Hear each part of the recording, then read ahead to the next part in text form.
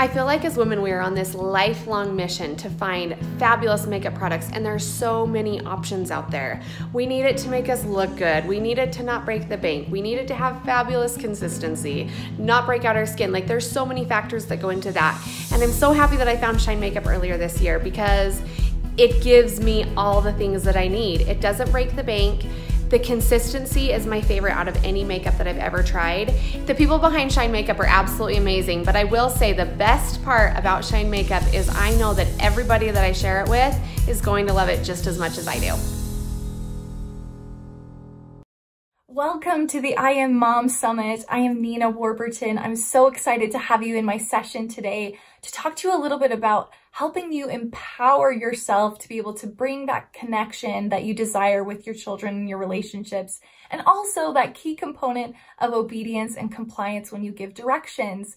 I hope that this content serves you in an impressive way, helps change your day-to-day mood and belief around the efficacy of what you're doing as a mother, but also helps build a long-term relationship that's of higher quality with your children. There's nothing more that I would hope for you. So without further ado, let me just introduce myself. I am a stay-at-home mom to 4 really little kids, ages 9 now down to 2. And I love my role as a mother. I count it as truly a gift and a blessing. But before this, I actually worked as a mental health professional in the school setting as a school psychologist, which means I'm a mental health professional that works from pre-K, early intervention, all the way up through grade 12. And I have the opportunity to really help work in the trenches with students who are struggling with mental health issues that were pervasive in the school setting, whether that be bullying, anxiety, depression, social skills. But then I also worked really closely with parents and administrators to help them manage those problematic behaviors within their child and within the school setting, to be able to help them, increase their relationship and also just to have a generally positive experience with their child. And so since leaving that profession about 8 years ago to be able to raise my children, I've not lost that passion and that desire to really help and work one-on-one with parents as they manage their children's behavior. But as a stay-at-home mom, that's pretty much impossible. So I feel so incredibly grateful to be able to grow and share through my online platform, All Things Neena on Instagram, a ton of free content to help parents basically tackle all the things that they need to be able to have an effective and quality relationship with their children. So I'd love to connect with you over there. Hop over there and you can see oodles of free information that's going to go in much more depth than what I'm going to go over today. But today I want to give you some actionable points to help build connection and to also increase obedience and compliance in your house. So if you're excited for this, give me a hey-o, and we'll just jump right into it. So I want to talk to you first and foremost about connection. So connection is really a fundamental quality within a relationship that helps to determine a lot of things, including that desire to want to be obedient to the parent. Now, if you're seeing things like defiance in your child or this real reluctance to be obedient to what you want to say, I would always direct you to look back at your connection with the child. How's the quality of the relationship? Do you share a mutual relationship of trust? Do you feel like you're emotionally validating the child and experiencing their emotions in a way where they can trust you? Those little moments add up over time. And that's one thing I really want to teach about connection. There's not some massive event that helps to establish connection with your child. It's going to be built up in small moments, day in and day out. Those little messages that you send to your child saying, I see you, I understand you, I'm here for you. Those build a connection and a quality relationship. So that can be through the nature of your tone. Are you keeping a positive tone with your child? Are you being, frustrated and letting that be conveyed in your voice? Are you really expressing validating words? Things like, wow, that sounds really tough. I'm sorry you're going through that. Yeah, I would feel that way too if I were in your situation. We oftentimes as a parent go immediately to the teaching side, but we forget that validation step, and that can be a tremendous help in building connection. I love emotional responsiveness. When you see a child with an eruptive emotional response, right then is the time to help be present with them, help identify and communicate what that emotion is. Wow, it seems like you're really frustrated, or wow, you're really disappointed, aren't you? And really helping to be emotionally present with the child so that they can trust you in that way. Another thing is focused attention. I'm all about, it's not about the quantity of time, but it's really about the quality of time. Are you focused in on your child when you are with them? That's going to help build connection. And then that genuine listening when you are together. Are you hearing back what they're actually saying? And more than that, going a step further, really trying your best not to judge them after you hear and understand their emotions. Now, I really love this analogy that your child really inside of them has a bank account that you're constantly investing into or you're withdrawing out of. This is a trust fund in a way, and your child is looking for reasons to trust you. They're also looking for reasons to not trust you. And as you ebb and flow with that bank account, you want to really be thinking about how that's affecting your connection. Do you have enough in that bank account to be able to support them, listening and trusting your advice? And as I shared before, really those small moments do compound truly. Now here's some ideas for you to increase connection both for little kids and for older kids. So I love when we're in a shared activity, beginning to have a conversation. In fact, this is the premise with which we do play therapy, which is essentially distracting that conscious mind so that we can engage with the subconscious mind. So doing a puzzle or playing a game or driving in the car, you can begin to engage in this quality discussion that will help build connection and really help you understand, the root of those emotions and those thought processes for your child. I also really, really love, as you're engaging in activities, taking note of what you know the child loves. This is a fabulous way to communicate that you know and are attentive to the things that your children love in life. The other day we were driving around and I noticed some train tracks, and my 5-year-old loves trains. So I said, oh, hey buddy, look, I see the train tracks over there. Do you think a train's gonna come? And he was like, oh, I don't know, where's the train tracks? And we had this moment where we were looking around, and I said, I wanted to make sure I showed you the train tracks because I know you love trains. And he smiled at me and he said, I do love trains. Isn't it so nice to feel known? Your children want that too. I also love, as a part of this, noticing things that are character traits related to your children. And you can do this as an observer in situations. Like the other day, I noticed my children were in a healthy conversation that they were disagreeing in. And I noticed that my 8-year-old was using really advanced skills related to arguing. And he was heated. He had, an emotional response, but he was being very clear about how he was verbalizing it. So after that discussion was done between my two children, I pulled him aside and I said, buddy, I'm so impressed with how you handled that disagreement. You were communicating very well, even though your emotional response was high. And I felt like you did a great job listening. Wow, you are a really exceptional listener and you have a great ability to connect with people. I love that about you. And you better believe he came away from that thinking, I'm awesome. Which is one of the main things that I really want to help my children understand, is that they are truly awesome. They have so many incredible things to offer this world. Another thing is, complimenting their decision making, especially as your child gets older. Wow, that was really hard for you to decide between those two classes. I loved how you were laying out the pros and the cons. That's really smart problem solving and really making those decisions based in a really educated way. I'm really proud of you.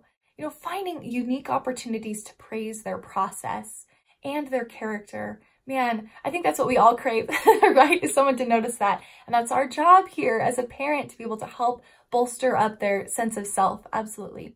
Now, I love utilizing hugs and appropriate affection to be able to communicate love and connection, to build connection with our children. Now, you're going to want to be cognizant of your child's love language. If they're not a personal touch one, then that won't always be a good thing. But I will just tell you this, young children need physical touch for connection. It's a key piece of attachment.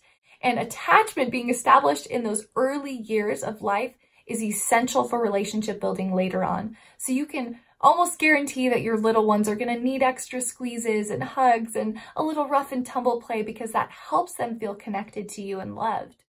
Now, I also really like, and I've kind of touched on this a little bit, validating those hard emotions and really helping them problem solve through that. I think you're going to see a lot of growth and a lot of connection there, meaning you're working together towards a situation and an outcome, and that draws you together. Think about going through an experience, with a best friend or with a spouse or a partner where you had to work together on something really hard. It like bonded you, right?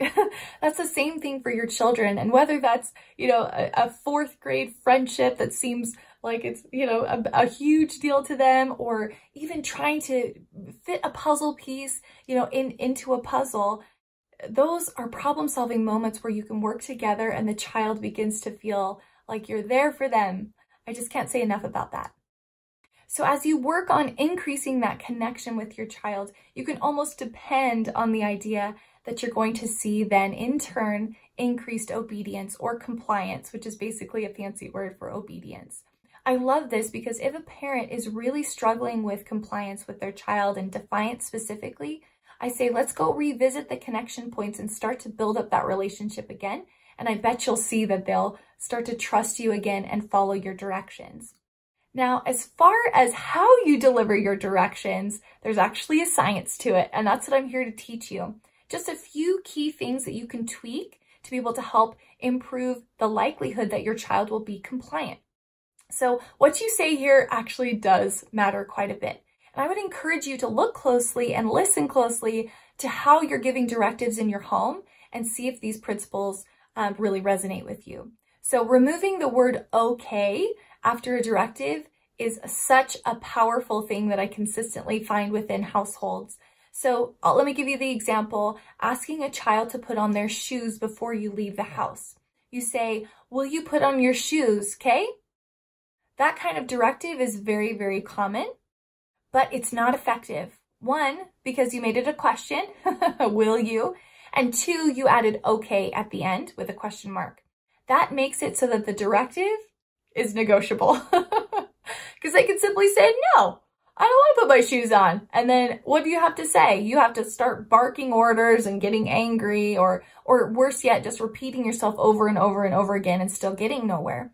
So what I'd encourage you to do is remove that okay, and then instead make the verbiage what you need the child to do. So I love replacing will you with I need you to.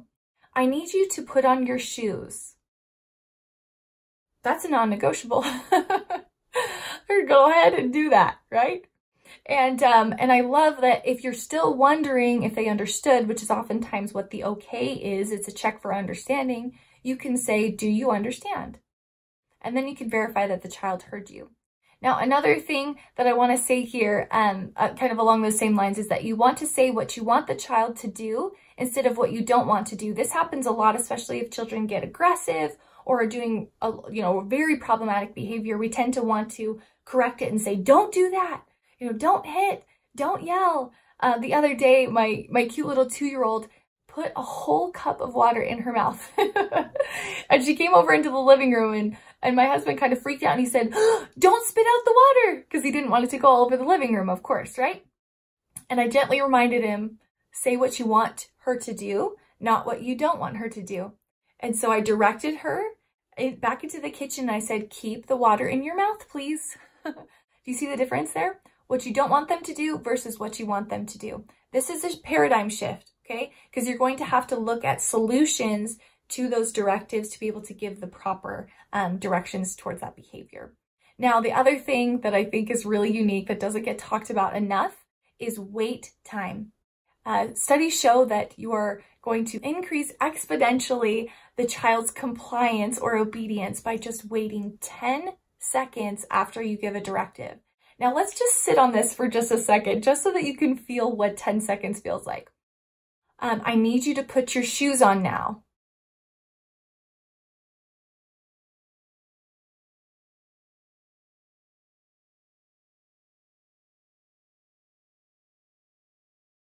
That was 10 seconds. Did it feel like an eternity? Oh man, it's tough for us to wait. I want you to get real comfortable with the silence. This is going to help tremendously the obedience rate within your children if you just give them that processing time to be able to sit and understand what the directive was for them and then they can begin to take action. You're going to see that your children are very much more compliant than we give them credit for because we just don't wait long enough. And you know what? I don't know about you, but when I sit in silence, it always urges me to want to do something too. So even if they're just motivated by the silence, by the lack of you continuously barking orders at them, right? That's okay too. We'll just sit in that space, in that comfortable silence, and wait for them to be compliant. So interesting. I encourage you to just like count it out in your head, and it will feel like a long time. Okay, now this final principle I want to touch on is the idea that you really want to praise and reward the behavior you're excited about and that you want to see, and then you want to ignore and really shift and reteach those behaviors you do not want to see. So let me give you an example. You know, if your children are sitting around, you know, you're doing a little family council or a family meeting and you notice one child like hopping up and down, being a distraction, you talk to the children that are sitting down and you say, thank you so much for sitting down quietly during this family meeting. That's really helpful to me. I appreciate that so much. You can even go give them a little pat on the head or on the shoulder, on the back. You better believe that child that's hopping around is going to think, okay, I want to get praised, and they'll plop back down. That's a principle called praising around, and it's very effective. Now, the same goes for problematic behaviors that, you know, are eruptive or a little bit more disruptive. So say, for instance, a child, you're at a play date and they hit another child. You would come over and say, we don't hit. I want you to use soft hands instead. Show me you can use soft hands. And then I have the child practice being kind to that other child. And that's basically, you know, correcting that behavior and then reteaching it and having them practice. Now, I don't typically do a reteaching unless it's something that's really disruptive. So just remember that.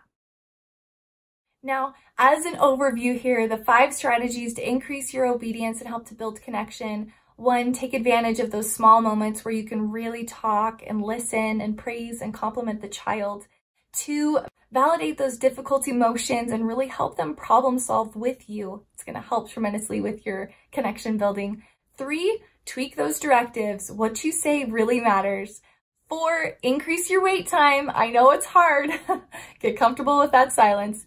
And 5, really work to ignore problematic behaviors you're seeing in your children and then praise like crazy those behaviors that you absolutely love so that you're sending that clear message to your children what you want to see. So thank you guys so much for spending this session with me. I'm just so elated to be able to share a little bit of what I've learned in an effort to help empower you in your parenting. I'd love to connect. If you want to find me, all things Neena across all social media platforms. I would love to connect with you, especially on my Instagram page where you're going to find oodles of content, both surrounding my child psychology background and the other realms that I'm really passionate about, which is women's empowerment and entrepreneurship and then beauty as well.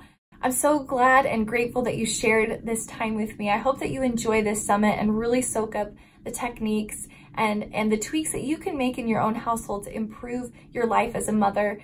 Go ahead and hop over to my website, All Things Neena, and you could subscribe to get email notifications about when I provide content there. I will be releasing coursework that you can participate in and learn there, as well as a podcast launching here soon. So I'd love to connect with you. I'd love to be able to serve you and help provide some resources for you. But otherwise, I hope you have just a fabulous day and enjoy all the beautiful content that's happening today at the I Am Mom Summit. Have a great day.